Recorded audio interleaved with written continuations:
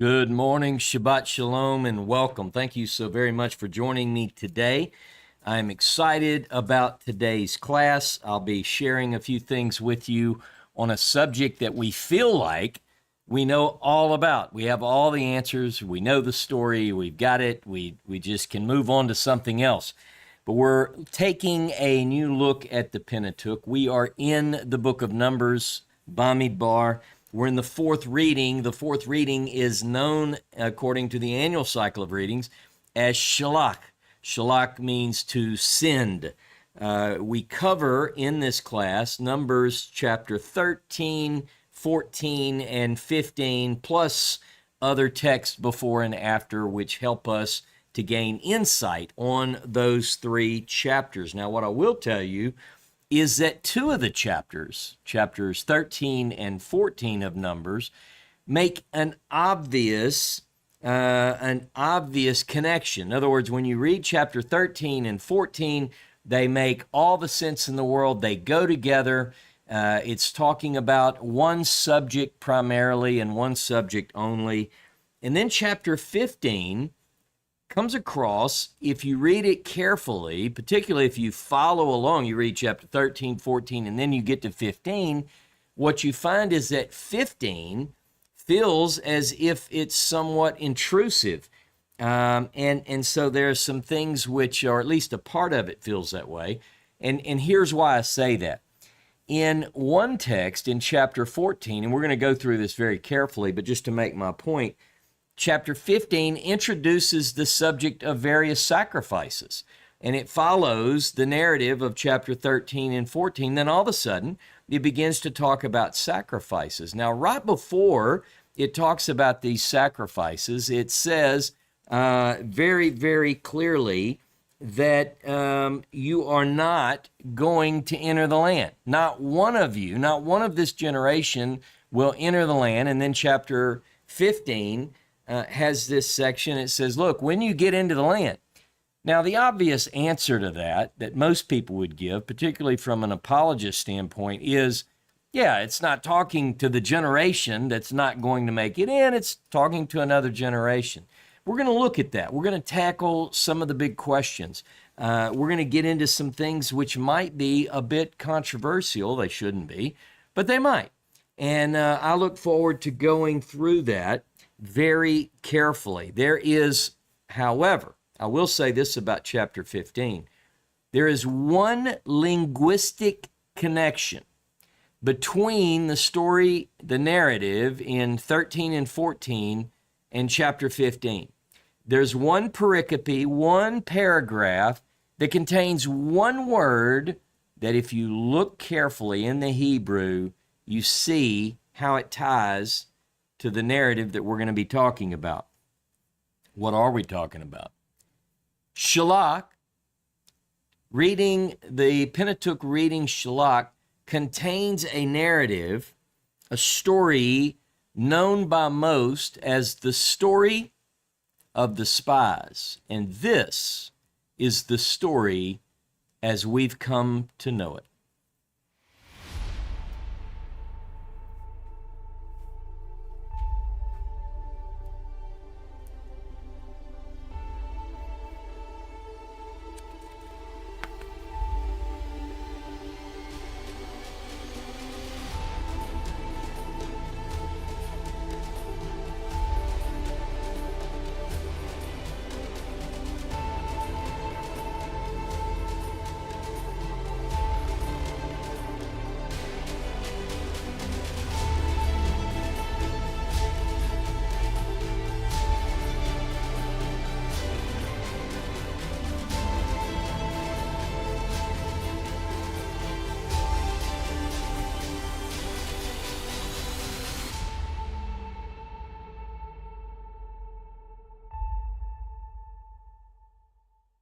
And so that is the story in brief. In roughly a minute, a powerful visual aid, thanks to our creative content director. Now we have to ask, is there something beyond the basic story being told in these texts? if we make a careful study of the sources, if we look at the sources behind the text that we are reading the story, the narrative of the so-called 12 spies, what else will we see? Now, what I wanted to begin with is, first of all, it is important to align our narrative sections. If we align our narrative sections as they appear in the Pentateuch, in other words, we have to arrange the content. We have to order the content, because the Pentateuch does not always, in fact, quite often, chronologically, things aren't aligned. So we have to look at things. We have to make sense of things, and we have to put them in their proper order. So let's go this morning, first off, to the book of Numbers, chapter 10, and I just want to pick up two verses, Numbers chapter 10, verses 11 and 12. Numbers 10, 11 and 12. And it says, in the second year, in the second month, on the 20th day of the month, very specific timeline, the cloud lifted from over the tabernacle of the covenant, and then the Israelites set out by stages from the wilderness of Sinai, and the cloud settled down in the wilderness of Paran. Now, what we know is that the priestly writers are going to be very consistent in this, in that whenever the tabernacle moves, it moves because the cloud pillar moves. That's the signal for the movement, and that's exactly what it says here. In other words, we are very early in the narrative concerning the Exodus story. You're only 1 year and 1 month into the story. The children of Israel left. We know the date that they left. And then this tells us that it's the second year, second month, the 20th day of that month. Very specific. The cloud lifts, the cloud moves and settles over Paran, and the camp moves. And that's what we're going to talk about. So they've been at God's mountain for roughly a year. That's the way we say this. Now, the departure of Israel from Sinai Horeb is told elsewhere. It's not just told here in Numbers chapter 10. It's also told in Deuteronomy. So I want you to look with me at Deuteronomy chapter 1, verses 6 through 8. Deuteronomy chapter 1, verses 6 through 8. And we're going to look at a different source that describes the departure of Israel from Horeb, Sinai. Beginning in verse 6, the Lord our God spoke to us at Horeb, saying, you've stayed long enough at this mountain. Resume your journey and go into the hill country of the Amorites, as well as into the neighboring regions, the Arava, the hill country, the Shephelah, the Negev, and the seacoast, the land of the Canaanites and the Lebanon, as far as the great river, the river Euphrates. See, I have set the land before you. Go in and take possession of the land that I swore to your ancestors, to Abraham, to Isaac, and to Jacob, to give to them and to their descendants after them. Again, according to P, what academics refer to as P, or the priestly source, that source is very consistent in that the departure is signaled by the cloud moving, the lifting of the cloud. The Deuteronomistic writer is going to use plain language and simply say that God said, you've been here long enough. Now, does one preclude the other? Not necessarily, but we want to look at the way these sources present the material. That's what we're looking at. You've stayed here long enough at this mountain. Go. Now, I want you to know that we're going to be working through a horizontal study today, as I've done so many times in the past. The worksheet is, I think, 9 pages, and it's in the description below this video. So if you're watching this video live, or if you're watching it later, you need the handout. You just pull it up. It's a PDF, and you print that out. So what I want to do is I want to begin working through this sheet. We're going to go through this horizontal study because we have two different accounts. So what I want to say going into this is Numbers chapter 10, verse 11 and following chronicles and chronologically somewhat lays out from the time the children of Israel leave Horeb Sinai all the way up until Moses is in the Abarim region when he's near Pisgah and so forth. It's the end. And so Deuteronomy chapter 1 also corresponds with the same timing. In other words, it may reflect back at times, but Deuteronomy does not start in Egypt. It begins, here you are, you've been here long enough at this mountain, go. So if you look at, the document is known as I called it the Narrative of the 12 Spies, a horizontal study. And on the left, you'll see the passages that we just read, Deuteronomy chapter 1, 1:6 through 1:8. Now, if you look down at that verse 8, you'll see that I've highlighted the phrase, go in and take possession. Go in and take possession. This is a Deuteronomic phrase. In this, using the phrase, go in and take possession, is only found in Deuteronomy. I've got several verses I want to go through with you this morning. I want to go through several of these passages so that you can see the repetition. We're going to begin in Deuteronomy 1:8. Deuteronomy 1:8. We just read this one. See, I've set the land before you. Go in and take possession. Here's our phrase. Of the land that I swore to your ancestors, to Abraham, to Isaac, and to Jacob, to give them and to their descendants after them. Now look at chapter 4 and verse 1. Deuteronomy 4 and verse 1. See now, or so now, Israel, give heed to the statutes and ordinances that I'm teaching you to observe, so that you may live to enter and occupy. So in the Hebrew, it's the same phrase as we see in chapter 1, verse 8. Where it says, go in and possess, go in and take possession. Here, it's enter and occupy, same Hebrew, the land that the Lord, the God of your ancestors, is giving you. Look at chapter 6 and verse 18. Again, this arrangement of not only the words and the vocabulary, but in this order, this precise word, various forms, different forms of these two words, but this is Deuteronomic. You're not going to find this exact go in and possess in the other books of the Pentateuch.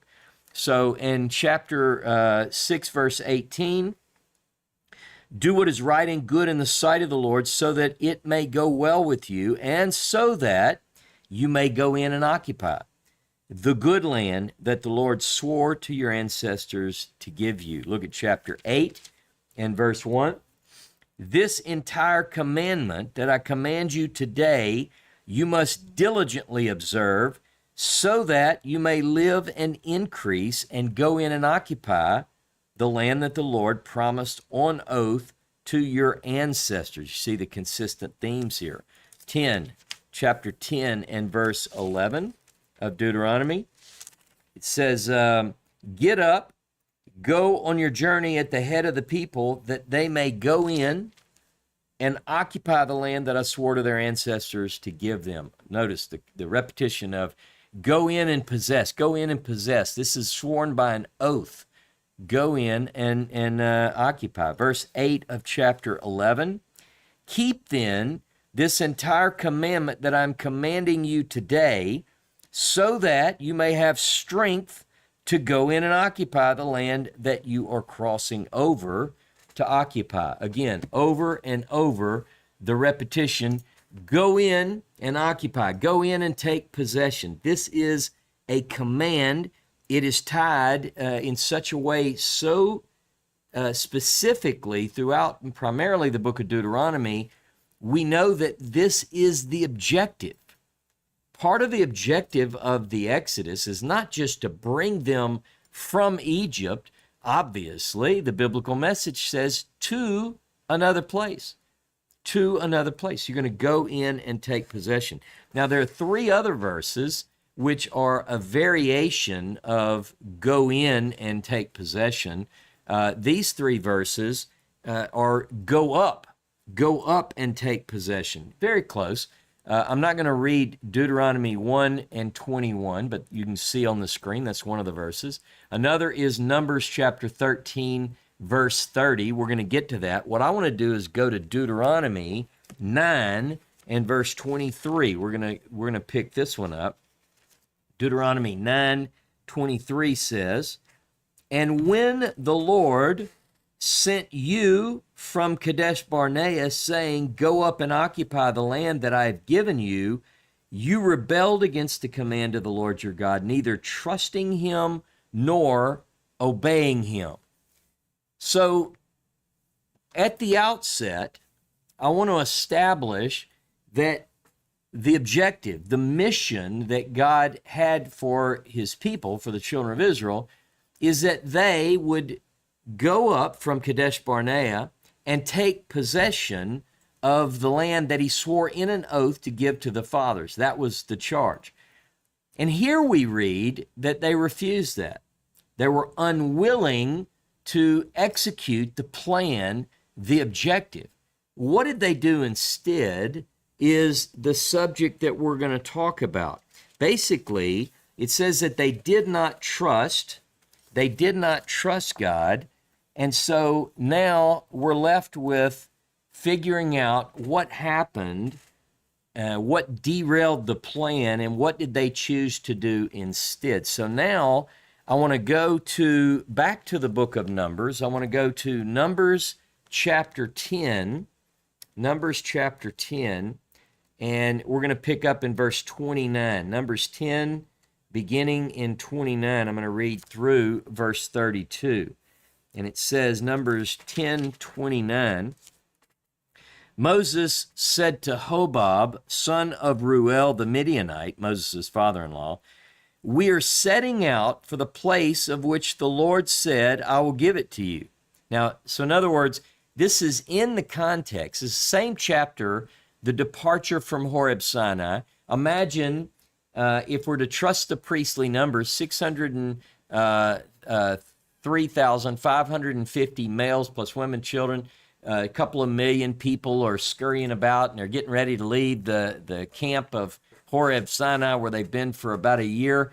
And Moses is talking to his father-in-law, Hobab, and he says, we're setting out for the place which the Lord said, I'll give it to you. Come with us, and we'll treat you well. For the Lord has promised good to Israel. But he said to him, I will not go, but I will go back to my own land and to my kindred. And he said, and this is Moses, don't leave us, for you know where we should camp in the wilderness, and you will serve as eyes for us. Moreover, if you go with us, whatever good the Lord does for us, the same we will do for you. Now, what happens is, most commentators say he didn't go. Well, we have, we have him saying, I won't go. I'm going to go back to my people, to my land. I'm not going to go. Moses pleads with him a little bit more. He gives him more of a reason. Look, we'll reward you for going with us. We know that you know the desert. And then it doesn't follow that with, and Hobab said, no, I'm going home. Most people assume that he didn't go. But remember, Moses is looking for a guide. He's looking for someone who knows the desert, and who knows the desert better than the Midianites, who I've shown in previous classes to be somewhat like tribes who migrated throughout the land. People tend to want to put Midian on the map, put a little dot. It's usually east of the Jordan Rift. It's usually south of the Wadis, down below the Dead Sea, off to the east, and they say, here's Midian. There's no proof of that. We know generally the region where the Midianites are, but we also find them all over. So, for instance, in Genesis chapter 37, we find Midianites who come by and take Joseph into Egypt. We see them all over the place. But they know the desert. They're traders. They trade in supplies. Now, he's looking to hire this group to take care of the children of Israel, to guide them along the way. Now, I want to move down to verse 33. Numbers 10, verse 33. Many assume that he goes back and he's not there to lead them. So what do they do instead? Numbers 10:33. So they set out from the mount of the Lord 3 days' journey with the ark of the covenant of the Lord going before them 3 days' journey to seek out a resting place for them, the cloud of the Lord being over them by day when they set out from the camp. Whenever the ark set out, Moses would say, "Arise, O Lord, let your enemies be scattered and your foes flee before you." And whenever it came to rest, he would say, "Return, O Lord, of the 10,000 thousands of Israel." It's an interesting section of text. Among other things, in the Masoretic text, there are inverted nuns, the Hebrew letter nun, that appear before and after this Ark of the Covenant section.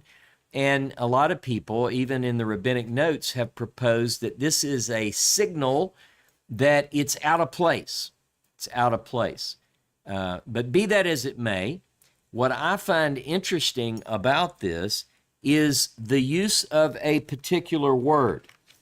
The use of a particular word. If you look at the sheet, the horizontal study, this is going to be the bottom right of page 1. Notice Numbers 10:33. I did this, by the way, according to, just because I want it to be a helpful study guide.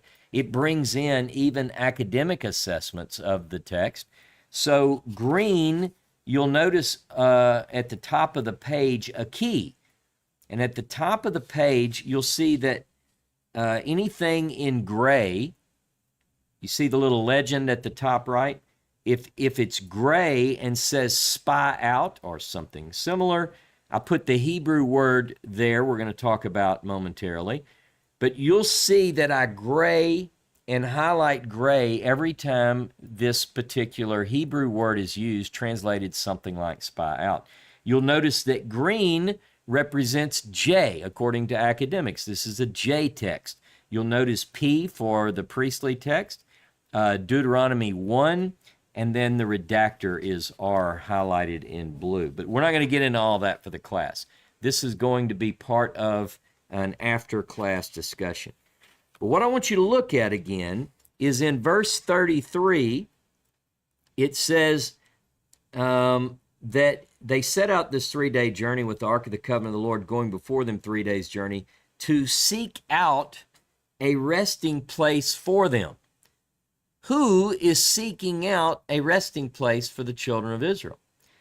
It appears that the Ark of the Lord is personified, and quite often in the text, you have this idea that God is somehow associated with the ark, that the Ark of the Covenant, the Ark of the Testimony, the Aron, as it's called in Hebrew, represents a throne, a visible representation of God's throne. So that the ancients believed that when the ark comes into the picture, that Jehovah is on it. All right, and that's why we get the language that we do, particularly in this priestly text in verse 35 and 36, where when the ark set out, you see, the ark sets out, what would Moses say? He doesn't say, lift the ark and let the enemies of God be scattered. He says, literally, arise, O Jehovah. Let your enemies be scattered and your foes flee before you. And then when it comes back, he's addressing, using the language, talking about the ark. Whenever it came to rest, the ark, he would say, return, O Jehovah, you see. So there is an association between the ark and the manifestation or representation of the God of Israel. Now, notice what I want you to do is I now want to look at a couple of other passages. Look at Ezekiel chapter 20, verse 4 and 6. See how quickly we just jumped right into the prophet Ezekiel chapter 20. By the way, this is hundreds and hundreds of years later. But go to Ezekiel 20, and we're going to pick up in verse 4. Here we go. In verse 4, will you judge them, mortal? Will you judge them?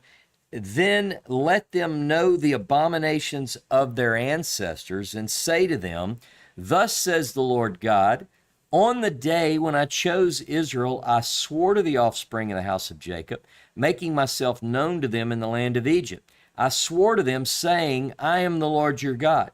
On that day I swore to them that I would bring them out of the land of Egypt into a land that I had searched out for them, a land flowing with milk and honey, the most glorious of all lands.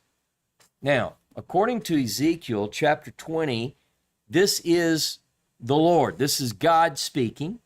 Hashem, Jehovah, and other differences to some of you in the pronunciation. But in verse 6, God is speaking. God says that he had searched out this land. Now, what does that mean? He had searched out this land. By the way, I want you to know that this language, that this Hebrew word translated for searched out, is the same as what we found in Deuteronomy chapter 1, verse 29 through 33. It's the same. Now, what we're finding here, it's also the same as in verse 33 through 36 of Numbers chapter 10. So we have three texts, Numbers 10, Deuteronomy 1, and Ezekiel chapter 20, which state very plainly that God had searched out a place for Israel. He's going ahead of them, and he searched out a place for the children of Israel. The word that's translated as searched out or seek out, as the case might be, is the Hebrew word tur, tav, vav, resh. Now, it's used variously throughout the Hebrew Bible, but it appears more frequently than any other place in Numbers chapter 13 and 14. We're going to talk about that. It means literally to explore or to look around. It's very similar. In fact, I would say it's much easier to think of it in terms of what we think about in our English word tour. Like, you want to go on a tour, you can go on a tour with me. I lead with Jono Vandor the Tanakh tours, and we're looking, as soon as things get a little bit better in the land of Israel and Egypt and Jordan, to lead a tour there. We've done plenty of these together. What do we do on a tour? We look around, we explore, we see the sights, we take in this the world around us. That's what the Hebrew word actually means. It is this Hebrew word, in various forms, tur, that is the heart of our Pentateuch reading, Shalach. It appears 12 times, interestingly enough. We have 12 spies. We're going to talk about that. 12 spies. See the quotes? And we have 12 occurrences in our Torah portion today of the Hebrew word tur. 6 times in Numbers chapter 13, 5 times in Numbers chapter 14, and 1 time in Numbers chapter 15, so 12 altogether. Now, perhaps rather than referring to the 12 that we're going to talk about today as spies, maybe we ought to think of our 12 tribal reps as explorers or tourists. Now, I want you to think about something. Based on the text that we read in Numbers chapter 10, Deuteronomy chapter 1, Ezekiel chapter 20, that uses the word tur as well. God says, I went before the children of Israel. I searched out, I spied out the land. His task, what he tasked the children of Israel with was go in and possess. Go in and possess. Go in and possess. Go in and possess. Go up and possess. Over and over and over. But they refused. You see, what they're going to do is something God has already done.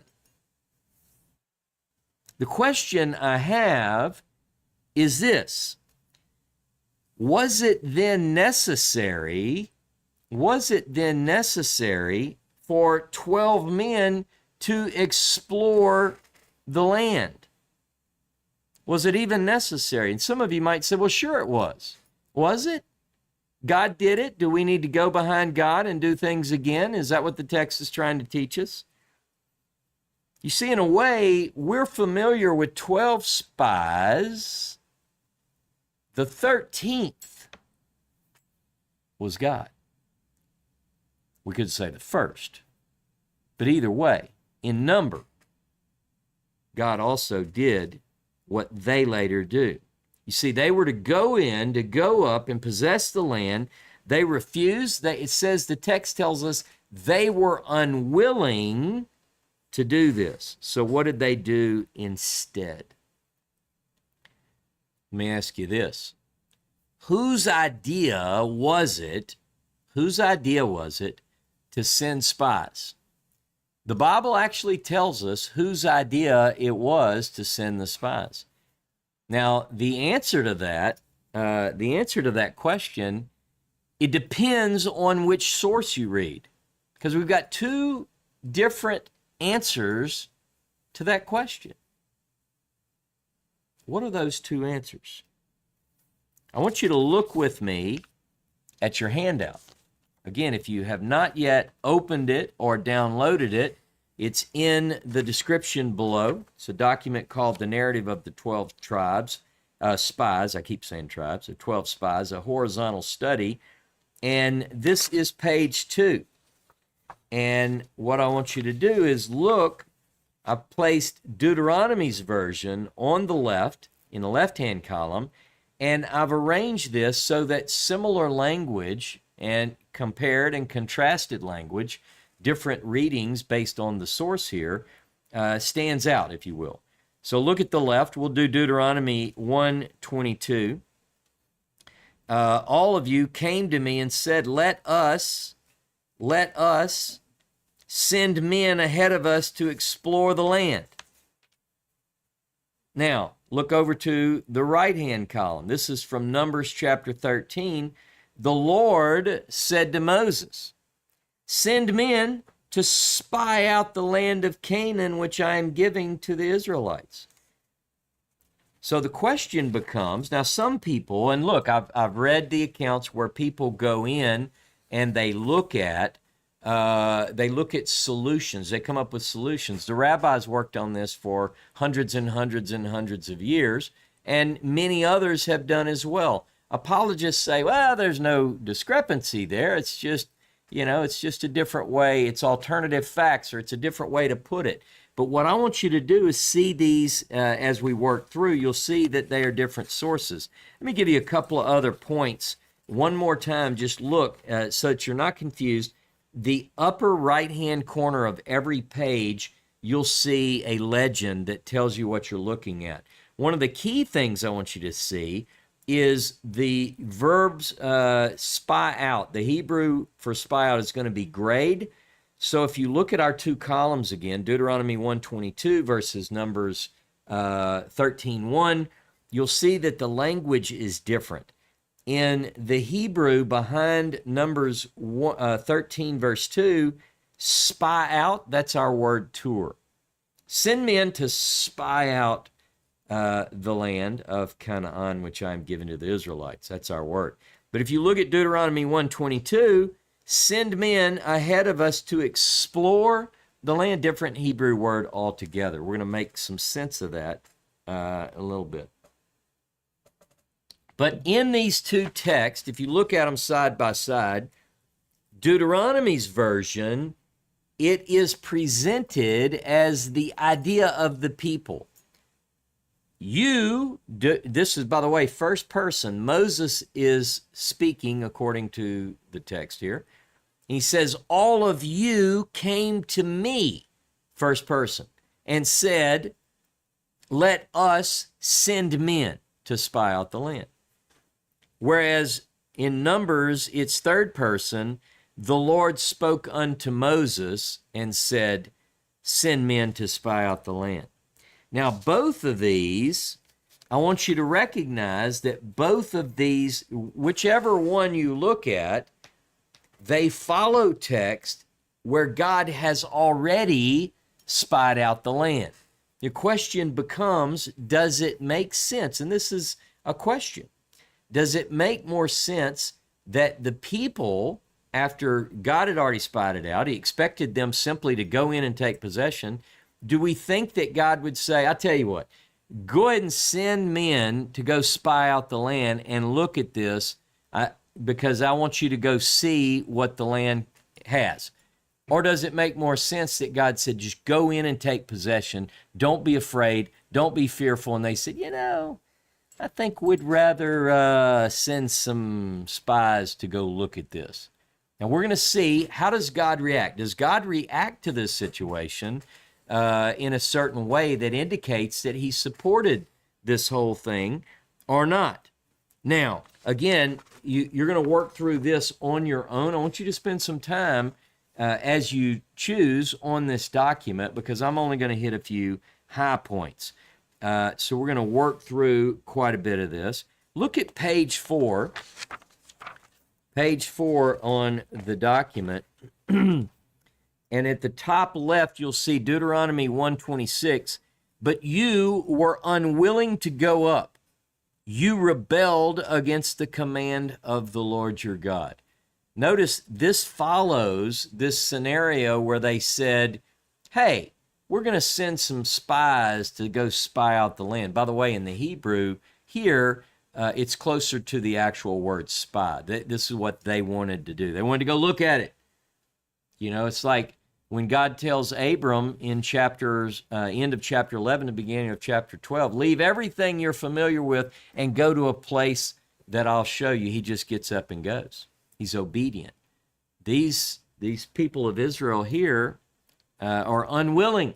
They rebelled against the command. What command? The command was just go up and take possession. Now, note Caleb. As we get into the story, I just want to touch on this. If you look at the responses, you follow this down, you'll see the bold. I didn't do this all the way through because I wanted to leave some of the fun for you. You can see that the report here is, we actually saw the offspring of the Anakim. You see how that's bolded? And then look to the right of that. Besides that, we saw the descendants of Anak, and they go through. And then Caleb steps up midway, Numbers chapter 13:30 on the right-hand side. You'll see Caleb stepping up and quieting the people. Again, I'm just going to hit a few high points. Look over to the left. We read this earlier. You see chapter 1 of Deuteronomy, verse 33. To seek out, grade, and bold. Now, okay. What I want to do now is go through. I want you to go forward with me to page 8. You see how much I'm going through this really quickly because there's a lot to study, but we're not going to hit it all today. If you go to the top of page 8, the oath. Actually, let's start at the bottom of page 7, sorry. Numbers 14:26. And the Lord said, the Lord spoke to Moses and to Aaron, saying, how long shall this wicked congregation complain against me? I've heard the complaints of the Israelites, which they complain against me. Say to them, as I live, says the Lord, I will do to you the very things I heard you say. Your dead bodies shall fall in this very wilderness, and of all your number included in the census from 20 years old and upward, who have complained against me, not one of you shall come into the land in which I swore to settle you, except Caleb, son of Jephunneh, and Joshua, the son of Nun. You remember Seth's video, when it comes in, it shows the 12 tribes that are listed, representatives of the 12 tribes. We know their names. The thumbs up, thumbs down. The only two that gave thumbs up, Caleb and Joshua. But your little ones who said would become booty, I will bring them in, and they shall know that the land you have despised. But as for you, your dead bodies shall fall in this wilderness, and your children shall be shepherds in the wilderness for 40 years, and shall suffer for your faithlessness until the last of your dead bodies lies in the wilderness. According to the number of the days in which you spied out the land, 40 days, for every day a year you shall bear your iniquity, 40 years, and you shall know my displeasure. I, the Lord, have spoken. Surely I will do thus to all this wicked congregation gathered together against me. In this wilderness they shall come to a full end, and there they shall die. Now, I want you to notice something. It's striking in a way. We have this 40-year period, and it's a day for a year. But I want you to think about something. They're like 2 years into the wilderness story. So do they spend 40 years credit for time served? Remember, Numbers chapter 10, it's already the second year, second month, 20th day of the month when they leave Horeb Sinai. We know that they traveled at least 3 days. We get into more narrative that pushes that a little bit further. So you're in the second year already. Now, we'll tell you that there is one example where that's mentioned in the Septuagint. You can just have this for your notes. Joshua chapter 5, verse 6 in the Septuagint says 42 years instead of 40, trying to answer that particular question. But be that as it may, it's interesting that at times, and I want to get more into this in the Zoom call discussion after this, but at times we have Caleb and Joshua singled out, and at times we only have Caleb. Okay? Look at, let me see if I can find this in the sheet. Page 7, Deuteronomy chapter 1, verse 36.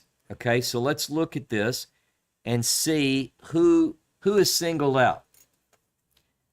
Let's look at verse 35. Sorry, Deuteronomy 1:35. Not one of these, not one of this evil generation shall see the good land that I swore to give to your ancestors, except Caleb, son of Jephunneh. He shall see it, and to him and to his descendants I will give the land on which he set foot because of his complete fidelity to the Lord. That's it, just Caleb. And then notice it continues, even with me the Lord was angry on your account, saying, you shall not enter there. Joshua son of Nun, your assistant, shall enter there. Encourage him, for he is the one who shall secure Israel's possession of it, etc. Now, I'm bringing this up as a discussion point because some scholars have suggested that the original story only mentioned Caleb because it so strongly says only Caleb. Look at right next to it in on the right-hand column, Numbers chapter 14, verse 22. None of the people who have seen my glory and the signs that I did in Egypt and in the wilderness, you have tested me these 10 times and have not obeyed my voice, shall see the land that I swore to give their ancestors. None of those who despise me shall see it, but my servant Caleb, because he has a different spirit and has followed me wholeheartedly. I will bring him into the land in which he went, and his descendants shall possess it. No mention of Joshua. Now, and then it goes on, since the Amalekites and the Canaanites live in the valleys. So you can see some scholars began to wonder if this story is not a story which has been developed over time. That originally, perhaps, it had only Caleb was the exception, and then later the story grew into what we have now. Be that as it may. If you go to page 8, and if you look at this routing that comes up, I'll just talk you through it. They realized, the children of Israel, the sentence is pronounced.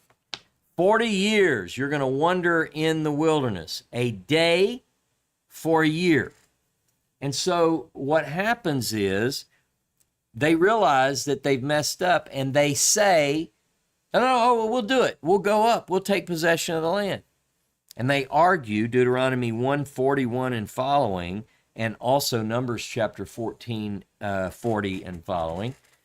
They argue that please let us do it now. We're ready. We're going to be obedient now. And what they're told is, don't go. Don't go. In fact, look at page 9. Deuteronomy 1:42. The Lord said to me, say to them, don't go up. Do not fight, for I am not in the midst of you. Otherwise, you'll be defeated by your enemies.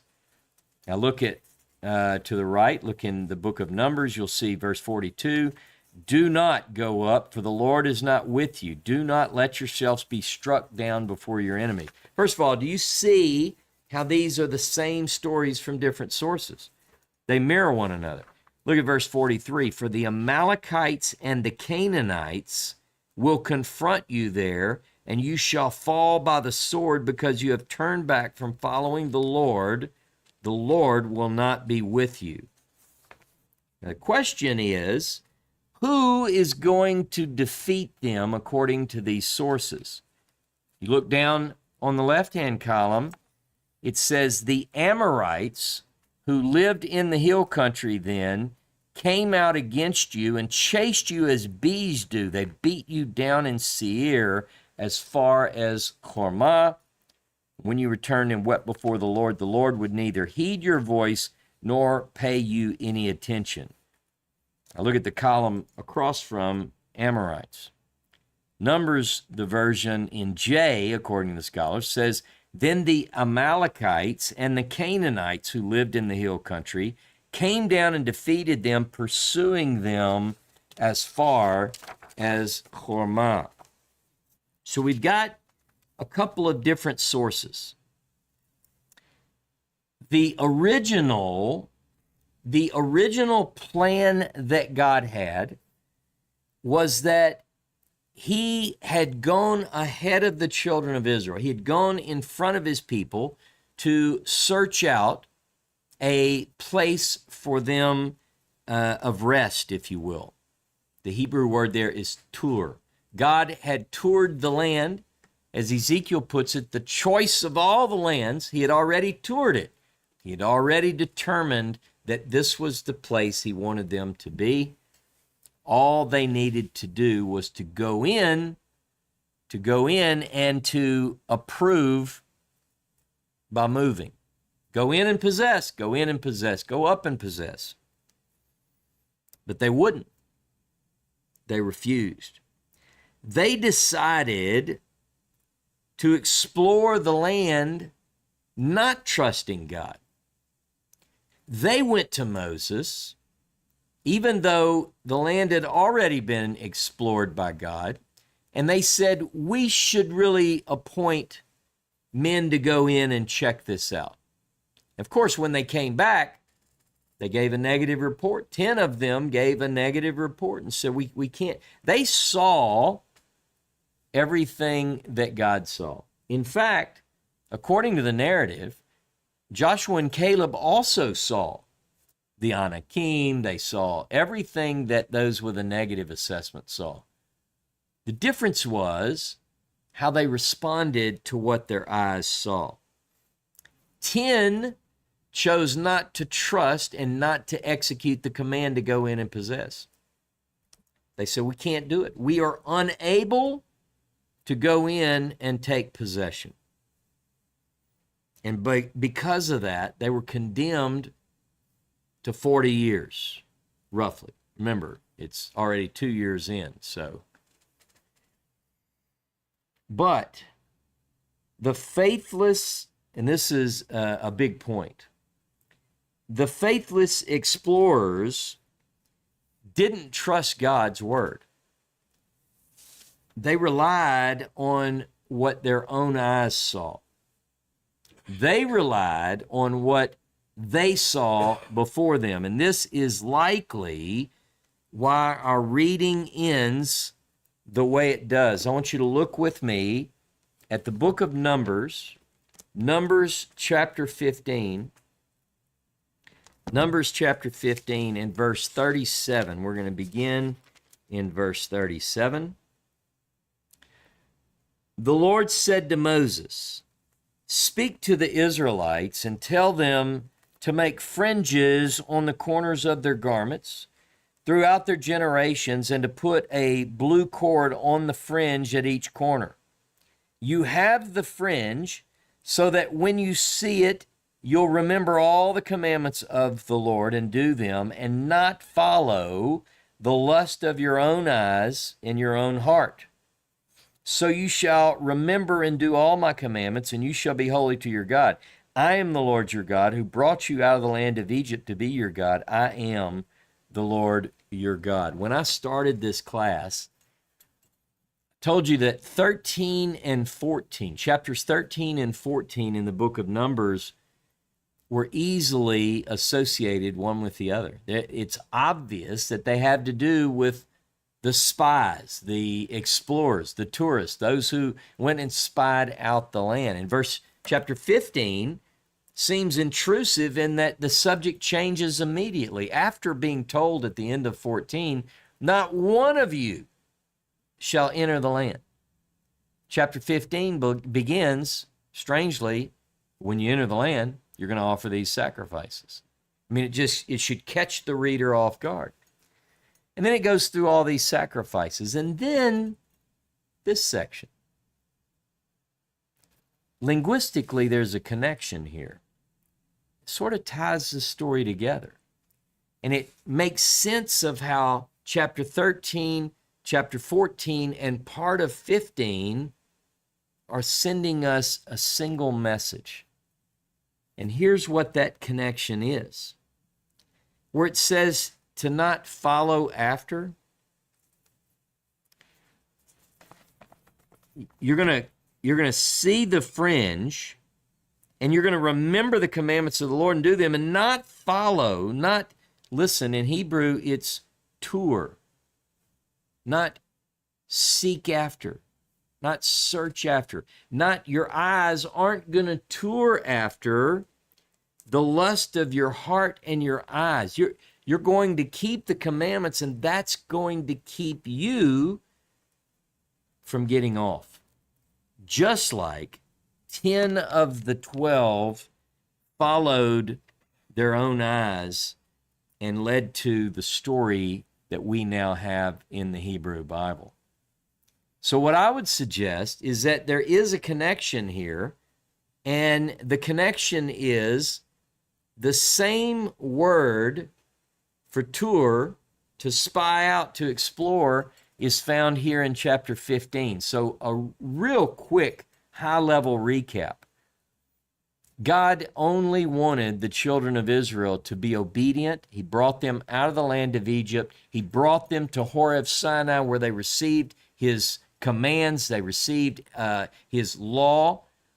And he there, after they left Horeb Sinai, they went to Kadesh Barnea. They've only been out of the land of Egypt a little over a year, actually. They go to Kadesh Barnea, and it's there at Kadesh Barnea that God tells them, go up and take possession. But they didn't. You see, he had already spied out that land. So at the end of chapter 15, he talks about putting fringes on the corner of your garment, blue with a cord of blue, so that when you look at this, you'll remember the commandments of God and not follow after the lust of your heart and your eyes. Be reminded. Follow the commandments. Follow God. There is a way that seems right to man, and the end is destruction. We know that.